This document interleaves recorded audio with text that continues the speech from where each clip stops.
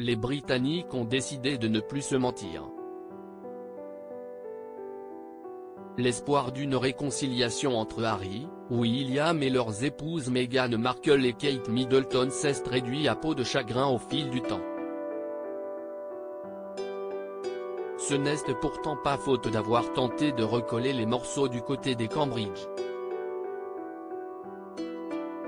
Mais les incessantes attaques de Meghan et Harry à l'encontre de la famille royale britannique ont fini par avoir raison de leur patience. Des dégâts déjà bien présents depuis le départ du couple outre-Atlantique, mais là encore, Kate et William rongeaient leurs freins pour faire bonne figure comme les principes de la royauté l'exigent de ses membres. Même la duchesse de Cambridge, patiente et souriante en toutes circonstances, est arrivée à un point de non-retour. La mort de la reine Elisabeth II a été particulièrement éprouvante pour elle.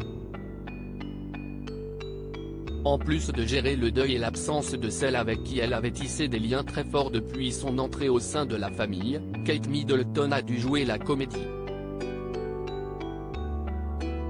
La maman de George, 9 ans, Charlotte, 7 ans et Louis, bientôt 5 ans, avait pour mission de saluer la foule venue se rassembler devant les grilles de Windsor avec William, Harry et Meghan pour remercier le public des nombreuses marques d'affection envoyées à l'annonce de la disparition de la souveraine.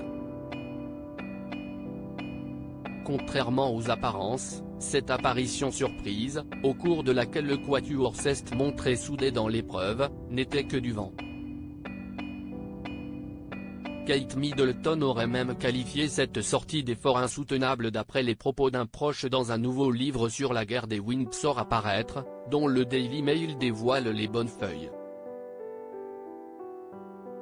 Cette colère remonte au mois de septembre dernier, soit bien avant la diffusion du documentaire Netflix Harry et Meghan et la publication des mémoires du prince Harry. On n'ose pas imaginer l'accueil que le couple réservera à Meghan et Harry si ces derniers confirment leur présence au couronnement de Charles III. Harry et Meghan, les rois du suspens. Les doutes persistaient jusqu'à ce que le porte-parole de Meghan et Harry ne confirme qu'il avait bien reçu leur invitation au couronnement. Charles allait-il inviter son fils et sa belle-fille à l'événement après les affronts ? Si est-il sans doute par souci d'unité et par volonté de masquer une quelconque guerre entre les membres que le roi a tendu la main après leur avoir pourtant retiré Frogmore Cottage. Pour l'instant, le couple n'a pas fait part de sa réponse. Si le prince Harry était à Londres récemment pour assister à un procès, si est-il sans son épouse qu'il est apparu devant les photographes. Il n'a d'ailleurs pas croisé son père non plus, alors en voyage officiel en Allemagne. Ont-ils déjà fait part de leur réponse sans que celle-ci ne soit rendue publique ou attendent-ils le dernier moment pour la donner ? Quoi qu'il en soit, si est-il encore à leurs lèvres que le monde est pendu.